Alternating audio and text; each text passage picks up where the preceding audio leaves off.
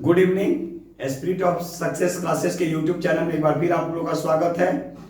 और आज हम जो आप लोगों के सामने जो वीडियो जो रखने जा रहे हैं, अपलोड करने जा रहे हैं, ये कुछ ऐसे टॉपिक हैं जो आपको एग्जाम में काफ़ी ही बेनिफिट होने जा रहा है।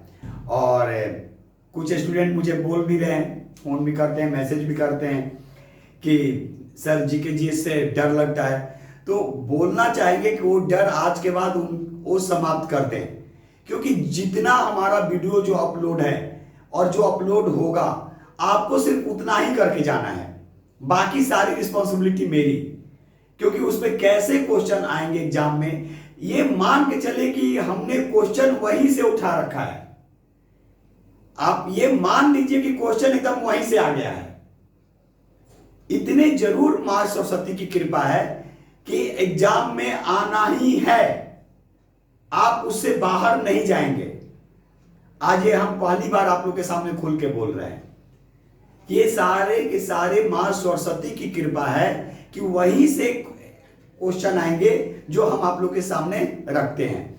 तो चलिए उसी आधार पे हम आज एक टॉपिक तैयार कर रहे हैं अलग तरीके से। और पहला हम नाम लिख रहे हैं सरोजिनी नायडू। याद रखिएगा, सरोजिनी नायडू के बारे में कैसे क्वेश्चन पूछेगा। तो भारतीय राष्ट्रीय कांग्रेस की प्रथम भारतीय महिला अध्यक्ष, याद रखिएगा, भारतीय राष्ट्रीय, आराम आराम से 2 से 3 टॉपिक ही हम लोग पढ़ेंगे। भारतीय राष्ट्रीय कांग्रेस की प्रथम भारतीय महिला, अगर पूछेगा भारतीय महिला अध्यक्ष, तो ये सरोजिनी नायडू को बनाया गया था। अब भारतीय क्यों लगा, इस पे भी हम चर्चा करेंगे, इस पे भी बात करेंगे। पहले इनको अध्यक्ष कहां बनाया गया था, देख लीजिए।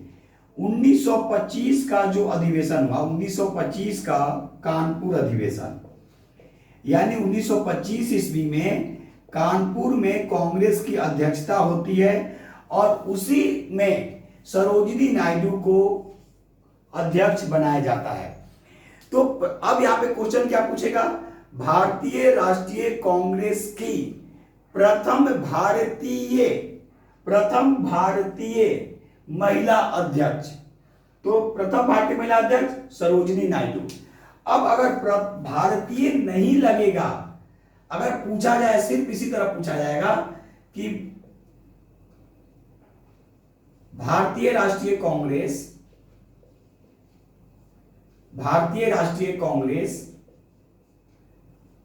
की प्रथम महिला अध्यक्ष, सिर्फ महिला अध्यक्ष पूछेगा तो एनी बेसेंट, याद रखिएगा, एनी बेसेंट, इनको कहां बनाया गया था, तो ये 1917 ईस्वी में कलकत्ता अधिवेशन की अध्यक्षता की थी। लेकिन अगर भारतीय लग जाएगा तो सरोजिनी नायडू।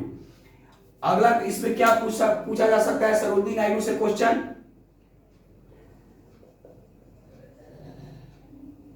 भारत छोड़ो आंदोलन, भारत छोड़ो आंदोलन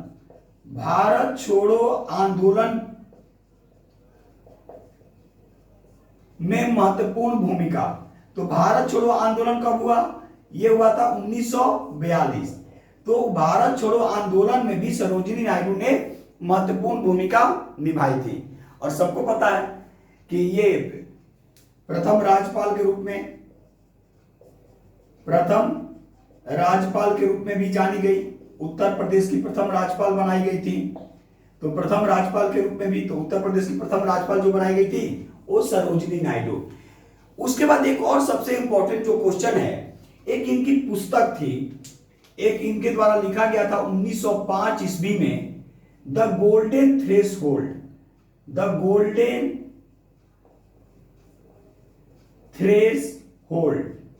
तो द गोल्डन थ्रेशोल्ड किसके द्वारा लिखा गया, तो सरोजिनी नायडू के द्वारा ही द गोल्डन थ्रेशोल्ड लिखा गया था 1905 ईस्वी में।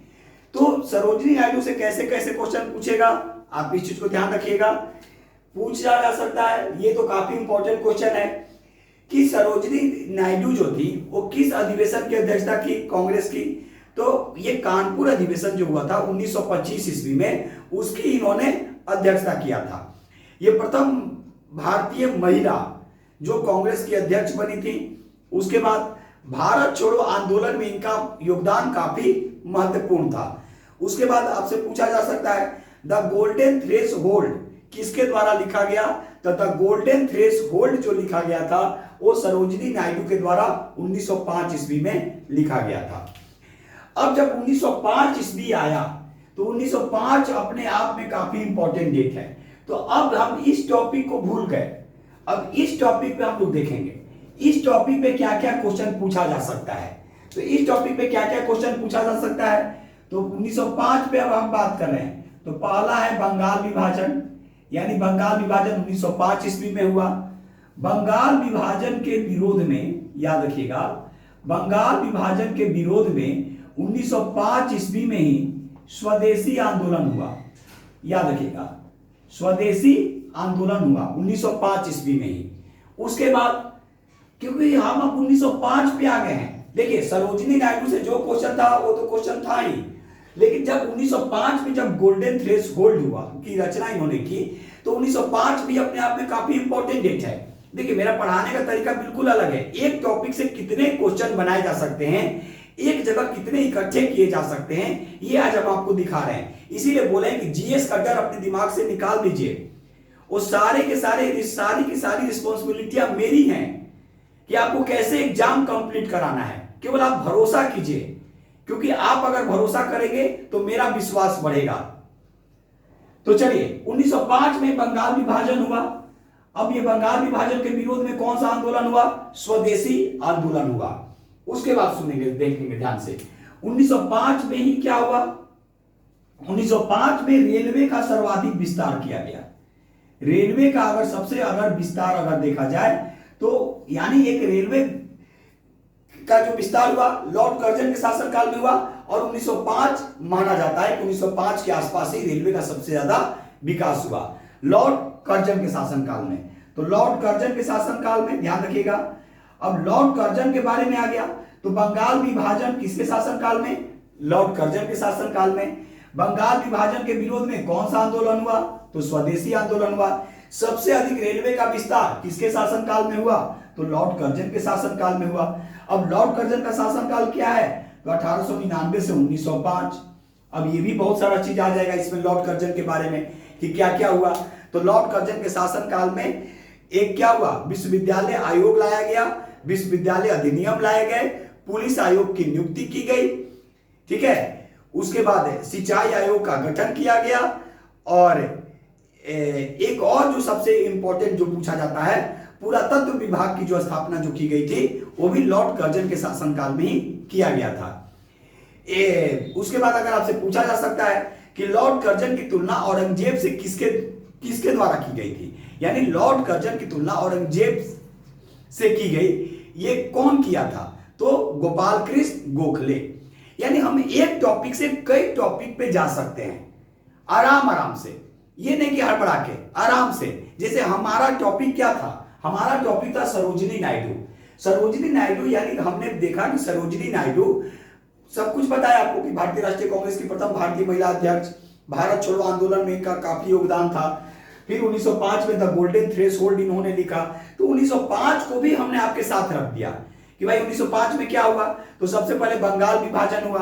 बंगाल विभाजन के विरोध में स्वदेशी आंदोलन हुए, रेलवे का विस्तार हुआ, ठीक है, लॉर्ड कर्जन के शासनकाल में। फिर हम लॉर्ड कर्जन के बारे में भी आपको बताया कि लॉर्ड कर्जन के बारे में क्या है भाई, तो ये 1899 से 1905 माना जाता है। इसके शासनकाल में क्या क्या हुआ, तो लॉर्ड कर्जन के शासनकाल में सिंचाई आयोग बनाया गया, पुलिस आयोग का गठन किया गया, विश्वविद्यालय आयोग और विश्वविद्यालय अधिनियम बनाए गए, और पुरातत्व विभाग की स्थापना की गई। ये तो कम है, एक और अभी साइंस से इसमें जुड़ सकता है क्वेश्चन, एक और काफी इंपॉर्टेंट है, साइंस से जुड़ सकता है कि सापेक्षता का सिद्धांत आइंस्टीन के द्वारा कब लाया गया था। तो सापेक्षता का सिद्धांत भी जो लाया गया था, याद रखिएगा, अगर आपसे पूछ सकता है तो सापेक्षता का सिद्धांत याद रखिएगा, ठीक है। तो सापेक्षता का सिद्धांत जो लाया गया था वो आइंस्टीन के द्वारा, ठीक है, आइंस्टीन के द्वारा 1905 ईस्वी में ही लाया गया था, ठीक है, 1905 ईस्वी में। अभी और आप हमको कमेंट्स करके बता सकते हैं कि सर 1905 ईस्वी में ये चीज भी घटना घटी।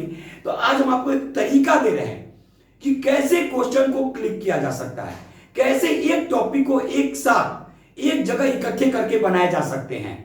ठीक है, तो इसी आधार पे हम कुछ और भी टॉपिक देख रहे हैं। तो ये रहा पहला आपका जो टॉपिक था, मेनली जो टॉपिक था सरोजिनी नायडू और उससे रिलेटेड जो भी चीज हुए। ठीक है, क्योंकि उनसे रिलेटेड जो हुआ वो तो हम बता ही हैं, लेकिन एक जगह आया 1905। अब 1942 भी आया इनके रीजन में। देखिए 1942 भी आया, तो 1942 में आप खुद जान रहे हैं कि 1942 में क्या हुआ। तो 8 अगस्त 1942 ईस्वी को भारत छोड़ो आंदोलन हुआ। 9 अगस्त को गांधी जी समेत पूरे जितने भी बड़े नेता थे उनको गिरफ्तार कर लिया गया।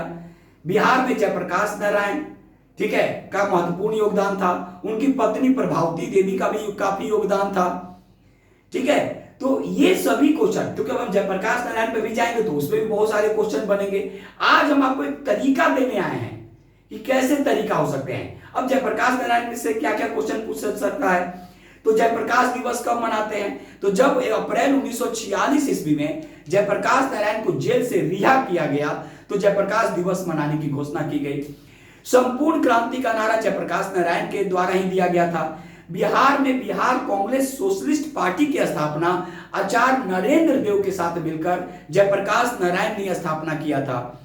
उसके बाद इनको लोकनायक के नाम से भी जाना जाता है, जिनको जेपी के नाम से भी हम लोग जानते हैं। सबसे बड़ा जो छात्र आंदोलन जो हुआ वो 1974 का छात्र आंदोलन वो जेपी के नेतृत्व में हुआ, यानी जयप्रकाश नारायण के नेतृत्व में हुआ था। जयप्रकाश नारायण की पत्नी का नाम प्रभावती देवी, उनका भी काफी योगदान रहा 1942 के आंदोलन में।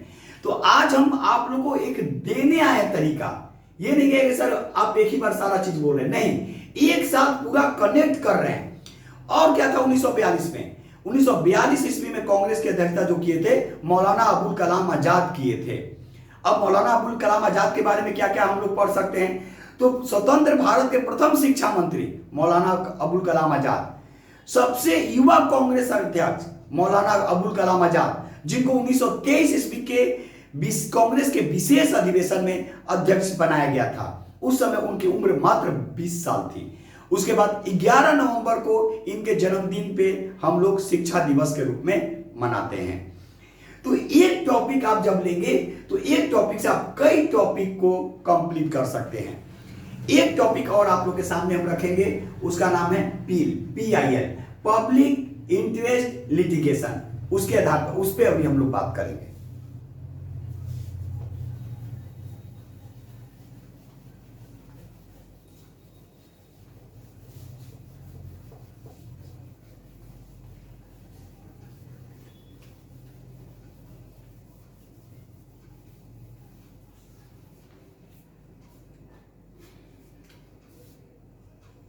PIL, पब्लिक इंटरेस्ट लिटिगेशन इसको बोला गया, पब्लिक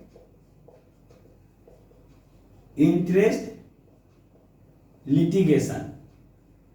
इस यानी क्या हुआ भाई, जनहित याचिका, याद रखिएगा।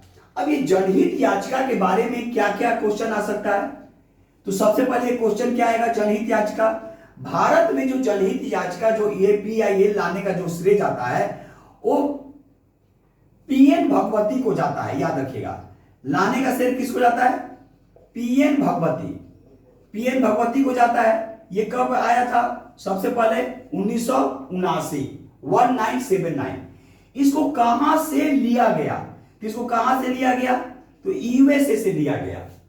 ठीक है, एक और काफी इंपॉर्टेंट क्वेश्चन है, इसको कहां दायर करते हैं, तो इसको जो दायर हम लोग करते हैं वो दायर करते हैं सुप्रीम कोर्ट और हाई कोर्ट में, याद रखिएगा। सुप्रीम कोर्ट और हाई कोर्ट में इसको दायर किया जाता है। इसकी भाषा क्या हो सकती है, अगर हम लोग भाषा की बात करेंगे तो इसकी भाषा हो सकती है, याद रखिएगा, अंग्रेजी। यानी मैक्सिमम जो दायर जो किए जाते हैं PIL यानी पब्लिक इंटरेस्ट लिटिगेशन, वो इंग्लिश में ही दायर की जाती है।